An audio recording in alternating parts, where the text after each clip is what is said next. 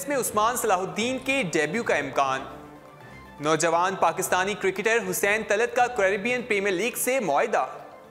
Champion trophy Pakistan hockey team के 22 रुकनी squad का ऐलान कर दिया गया। हॉकी फेडरेशन ने खिलाड़ियों के लिए जीपीएस सिस्टम खरीद लिया। बॉल ट्रैंपिंग का सजा याफ्ता क्रिकेटर्स की खेल में वापसी। डेरन सेमी के पश्तो ट्वीट्स ने एक बार फिर मदाहों के दिल जीत लिए। आईसीसी फिक्सिंग का सैलाब रोकने में नाकाम हो गई, श्रीलंकन वजीर का बयान। दहशतगर्दी का खतरा, वर्ल्ड कप में फ्रांस में फैन जोन्स बनाए जाएंगे। अस्सलामुअलैकुम, स्पोर्ट्स राउंडअप के साथ मैं हूं आपका मेजबान दानियाल सोहेल। टॉप से आपने जानी प्रोग्राम का बाकायदा आगाज करते हैं। सबसे पहले बात करते हैं पाकिस्तान और इंग्लैंड के दरमियान 2 टेस्ट मैचेस पर मुश्तमिल सीरीज का दूसरा और आखिरी मैच कल से शुरू होगा।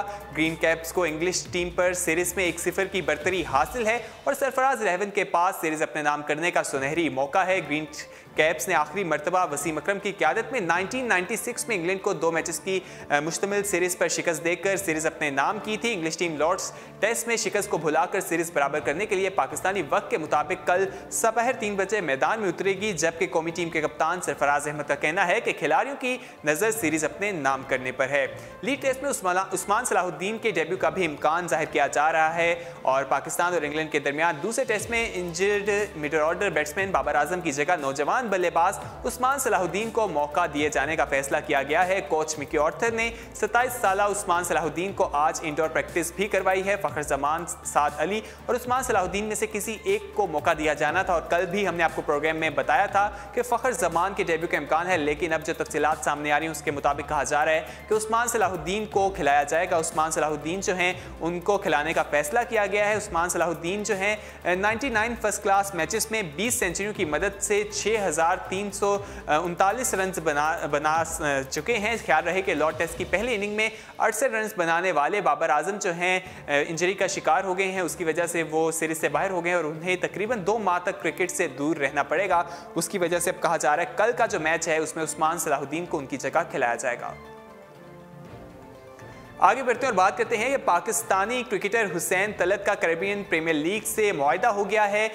नौजवान कौमी क्रिकेटर हुसैन तलत का कैरेबियन प्रीमियर लीग से मुआहदा हो गया। कैरेबियन प्रीमियर लीग में हुसैन तलत सेंट लुसिया की टीम की नुमाइंदगी करेंगे। इस हवाले से नौजवान पाकिस्तानी क्रिकेटर हुसैन तलत का कहना है कि वो लीग में सेंट लुसिया की नुमाइंदगी करने के लिए पूरी तरह तैयार हैं। ख्याल रहे कि कैरेबियन प्रीमियर लीग 8 अगस्त से 16 दिसंबर तक खेली जाएगी। इंडिया में खेली जाने वाली ये जो लीग है इसमें हुसैन तलत जो है वेस्ट इंडीज़ में खेले जाने वाले इस सीरीज में हुसैन तलत इसका हिस्सा बन गए हैं और उन्हें उभरते हुए एक सितारे हैं जिन्होंने पाकिस्तान सुपर लीग में भी अपनी सलाहियतें दिखाई थी, जिसके बाद उन्हें पाकिस्तानी टीम में भी शामिल किया गया।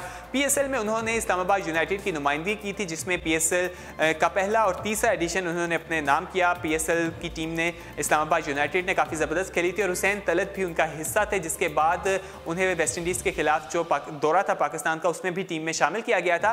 पाकिस्तान के लिए खेलने के सवाल पर ऑलराउंडर का कहना था कि हर क्रिकेटर की तरह मुल्क की बैनुल-अक़वामी सतह पर नुमाइंदगी उनका अवलीन ख्वाब है। उन्होंने कहा कि पीएसएल से कबल डोमेस्टिक टी20 भी बेहतरीन ऑलराउंडर का एजाज़ हासिल कर चुके हैं। अगर सेलेक्टर्स ने उन पर एतमाद किया तो वो मायूस नहीं करेंगे। हुसैन तलत काफ़ी ज़बरदस्त खेल चुके हैं। पाकिस्तान की तरफ से वो डेब्यू भी कर चुके हैं। उन्होंने 2 मैचेस खेले हैं पाकिस्तान की तरफ से, एक मैच में 41 तो दूसरे मैच में वो 63 की इनिंग्स खेल चुके हैं और काफ़ी ज़बरदस्त खेला है। अब वो हमें कैरेबियन प्रीमियर लीग में भी एक्शन में दिखाई देंगे। आगे बढ़ते हैं और हॉकी की बात करते हैं। Champion trophy Pakistan hockey team के 22 रुकनी स्क्वाड का ऐलान कर दिया गया है। चैंपियन ट्रॉफी हॉकी टूर्नामेंट के लिए पाकिस्तान हॉकी टीम के इब्तदाई 22 रुकनी स्क्वाड का ऐलान किया गया है, जिसमें रिजवान सीनियर इवेंट में कौमी स्क्वाड की क़यादत करेंगे, जबकि इमाद शकील जो हैं नायब कप्तान होंगे। हतमी जो 18 रुकनी स्क्वाड का ऐलान है वो ट्रॉफी से कबल किया जाएगा। मुंतखब 22 खिलाड़ी तीसरे मरहले में हॉलैंड में तरबियत के लिए वहाँ जाएंगे, जिसके बाद कॉमनवेल्थ गेम्स में शिरकत करने वाले 3 खिलाड़ी जो हैं उन्हें इस टीम से ड्रॉप कर दिया गया है। टीम का ऐलान कल किया गया है। जैसे कि आप जानते हैं कि अब्दुल सत्तार ईदी हॉकी स्टेडियम में एक रोज़ा ट्रायल्स के इख्तिताम पर पीएचएफ ने मंजूरी दी है और सिलेक्शन कमेटी के सरबराह ओलंपियन सलाहुद्दीन ने मुंतखब खिलाड़ियों के नामों का ऐलान किया। इस मौके पर कौमी टीम के मैनेजर ओलंपियन हसन सरदार भी वहां पर मौजूद थे। चीफ सेलेक्टर ने इस मौके पर उनका मीडिया से गुफ्तगू करते हुए कहना था कि मुंतखब खिलाड़ियों को उनकी अहलियत और कारकर्दगी की बुनियाद पर टीम का हिस्सा बनाया गया है। उम्मीद है वो ट्रॉफी में उम्मीद पर पूरा उतरने में कामयाब होंगे, जबकि ड्रॉप होने वाले खिलाड़ियों के लिए टीम के दरवाजे बंद नहीं हुए, वो मेहनत करके दोबारा स्क्वाड का हिस्सा बन सकते हैं। सलाहुद्दीन ने कहा कि चैंपियन ट्रॉफी के लिए कौमी टीम इतवार को कराची से हॉलैंड रवाना होगी। टीम के रवानगी तक तबीयती कैंप जारी रहेगा। इस मौके पर कौमी टीम के मैनेजर ओलंपियन हसन सरदार ने कहा कि ये अमर खुशाइंद है कि खिलाड़ियों का फिटनेस लेवल काफ़ी बेहतर हो गया है। इवेंट के इख्तितामी मैच में रवायती हरीफ भारत को शिकस्त देने के लिए पाकिस्तानी टीम में इतनी हिम्मत है कि वो उन्हें शिकस्त दे सकती है, ऐसा उनका कहना था। चैंपियन ट्रॉफी 22 जून से हॉलैंड के शहर ब्रेडा में खेली जाएगी। फाइनल 1 जुलाई को शेड्यूल है। इवेंट में अर्जेंटाइन, ऑस्ट्रेलिया, बेल्जियम, भारत और हॉलैंड की टीमें भी एक्शन में दिखाई देंगी। इफ्तिताही मैच पाकिस्तान और भारत के दरमियान खेला जाएगा, जबकि 24 जून को पाकिस्तान का मुकाबला ऑस्ट्रेलिया से होगा। हॉकी की ही बात करते हैं। हॉकी फेडरेशन ने खिलाड़ियों के लिए जीपीएस सिस्टम खरीद लिया है। पाकिस्तान हॉकी फेडरेशन ने फिटनेस का जायजा लेने के लिए खिलाड़ियों के जिस्म पर जीपीएस प्लेयर्स ट्रेनिंग के हवाले से जो एक परफॉर्मेंस सिस्टम लगाने का फैसला किया है। हॉकी फेडरेशन ने 50 लाख रुपए तक का ये जो जीपीएस सिस्टम है ये खरीदा है, ताकि दौरान मैच या ट्रेनिंग खिलाड़ियों की फिटनेस का जायजा लिया जा सके और खिलाड़ी थकावट का बहाना ना कर सके। हर खिलाड़ी शर्ट के अंदर एससी बेल्ट जेबतन करेगा, जिसमें जीपीएस सिस्टम डिवाइस लगी होगी। इससे दौरान मैच खिलाड़ियों की फिटनेस, दिल की धड़कन, एनर्जी लेवल जैसी मालूमात जांची जा सकेंगी। पाकिस्तान हॉकी टीम के कोच रेहान भट्ट का कहना था कि जीपीएस सिस्टम से खिलाड़ियों के बहानेबाजी पकड़ी जाएगी। ताहम इसका मकसद हॉकी चैंपियन ट्रॉफी के लिए पाकिस्तानी खिलाड़ी का फिटनेस लेवल बेहतर बनाना है। दूसरी जानिब पाकिस्तान के कोच और जो फिजिकल ट्रेनर है उनकी दरख्वास्त पर यह सिस्टम मंगवाया गया है। ये जो इंतजाम है ये दुनिया की 19 टीमें जो है इस्तेमाल कर रही हैं। पाकिस्तान 20वीं टीम होगी जो इस फिटनेस सिस्टम का इस्तेमाल करेगी। वाज़ेह रहे कि चैंपियन ट्रॉफी की तैयारी के लिए पाकिस्तान हॉकी टीम का तरबियती कैंप इन दिनों अब्दुल सत्तार की हॉकी स्टेडियम में जारी है। 1 हफ्ते तक भरपूर ट्रेनिंग के बाद अब खिलाड़ियों की फिजिकल फिटनेस पर भी काम किया जाएगा। आगे बढ़ते हैं और क्रिकेट की बात करते हैं। बॉल ट्रैंपिंग के सजा याफ्ता क्रिकेटर्स की खेल में वापसी। बॉल ट्रैंपिंग में पाबंदी का शिकार ऑस्ट्रेलियाई प्लेयर्स भी मैदान में उतरने के लिए पर तोड़ने लगे हैं। डेविड वार्नर और कैमरॉन बेंक्रॉफ्ट मुकामी क्लब टूर्नामेंट में शरीक होंगे। साबिक कप्तान की 2 वनडे मैचेस में शिरकत की तस्दीक हुई है। बेंक्रॉफ्ट पूरे इवेंट के लिए दस्तयाब होंगे। जनूबी अफ्रीका के दौरे के दौरान बॉल ट्रैंपिंग स्कैंडल के मुलविस पाए जाने के बाद डॉट वार्नर और कप्तान स्टीवन स्मिथ पर एक बर्स, जबकि ओपनर कैमरॉन बेंक्रॉफ्ट पर 9 माह के लिए इंटरनेशनल और डोमेस्टिक क्रिकेट के दरवाजे बंद कर दिए गए थे। ताहम उन्हें निचले दर्जे के क्लब मैचेस में शिरकत की इजाजत दी गई। इसके तहत अब वार्नर और बेंक्रॉफ्ट जो हैं वहां पर एक नॉर्दर्न टेरिटरी में एक महदूद ओवर्स के टूर्नामेंट में उनका मुआहदा हो गया और वहां पर वो एक्शन में दिखाई देंगे। साबिक नायब कप्तान 21 और 22 जुलाई को 2 वनडे मैचेस खेलेंगे, जबकि बेंक्रॉफ्ट पूरे टूर्नामेंट के लिए दस्तयाब होंगे। इस हवाले से जो उनके वहां के जो क्रिकेट के चीफ हैं उनका कहना था कि हमें खुशी है कि बेंक्रॉफ्ट और डॉट वार्नर जो हैं टीम में वापस खेल में ज्वाइन कर रहे हैं और जो खेल है उम्मीद करते हैं कि वो ज़बरदस्त खेलें और अपनी सज़ा पूरी करने के बाद वो टीम में वापस आएं। डैरेन सेमी की बात करते हैं। डैरेन सेमी के पश्तो ट्वीट ने एक बार फिर मदाहों के दिल जीत लिए। पेशावर ज़ल्मी के चेयरमैन जावेद अफरीदी की जानिब से ट्वीट के जवाब में डैरेन सेमी ने पश्तो ट्वीट किया, जिसने मदाहों के दिल जीत लिए। पेशावर ज़ल्मी के चेयरमैन जावेद अफरीदी की जानिब से ट्वीट के जवाब में डैरेन सेमी ने पश्तो में ट्वीट किया और कहा कि वो पश्तो ज़ुबान ज़्यादा लिख नहीं सकते, लेकिन कुछ समझ और बोल ज़रूर सकते हैं। डैरेन सेमी ने कहा कि पश्तो ज़ुबान उन्हें अपने मदाहों के दिल के मज़ीद करीब लाती है, जिस पर जावेद अफरीदी ने उनका शुक्रिया अदा किया। जावेद अफरीदी ने डैरेन सेमी की वीडियो भी अपलोड की, जिसमें वो ज़ल्मी और पाकिस्तानी फैंस को कह रहे हैं कि मैं आपसे बहुत प्यार करता हूं।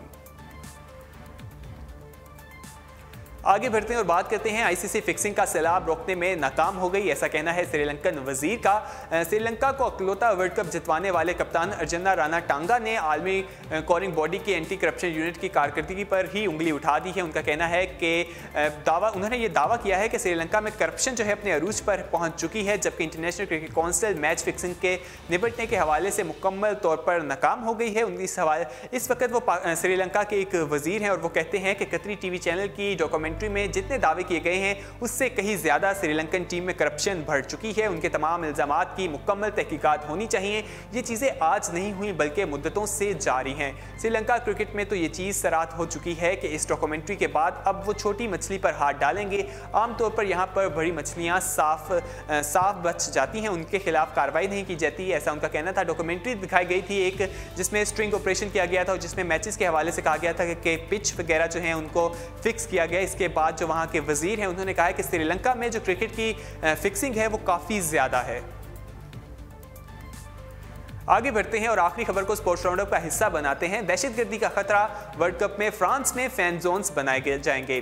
दहशतगर्दी के खतरे को मद्देनजर रखते हुए फ्रांस में रवां बरस भी वर्ल्ड कप में अवामी मुकामात पर बड़ी स्क्रीन्स लगाई जाएंगी। जैसा कि आप जानते हैं कि फुटबॉल का आगाज़ होने जा रहा है 14 जून से। इस हवाले से रूस में इसका आगाज़ हो रहा है, वहाँ पर ये मैचेस खेले जाएंगे, लेकिन फ्रांस में स्क्रीन्स मैचेस दिखाने का जो इंतजाम हैं वो इस बार नहीं किए जाएंगे। इसकी वजह से इसकी बजाय यूरो कप 2016 में जो किया गया था, यानी कि कुछ मखसूस जगह पे फैन जोन्स बनाए गए थे जहां पर स्क्रीन्स लगाई जाती थी, इस बार भी वैसा ही किया जाएगा। जारी करदा बयान में कहा गया है कि अवाम के मुंतखब नुमाइंदे ऑफिसर्स को यह बात जहन में रखनी चाहिए कि रूस में आइंदा माह शेड्यूल वर्ल्ड कप के दौरान फ्रांस में अवामी मुकामात पर बड़ी स्क्रीन पर मैचेस दिखाने का इहतमाम करने की कतई ममनामत है।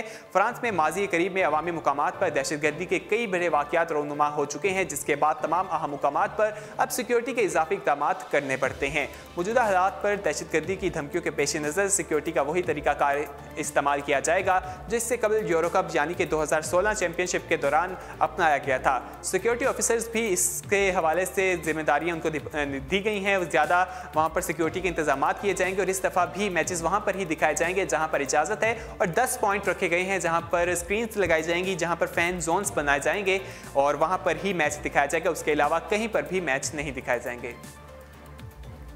इसी के साथ स्पोर्ट्स राउंडअप अपने इख्तिताम को पहुंचता है। मजीद खेलों की खबरें जानने के लिए विजिट कीजिए हमारी वेबसाइट urdupoint.com। अल्लाह हाफिज़।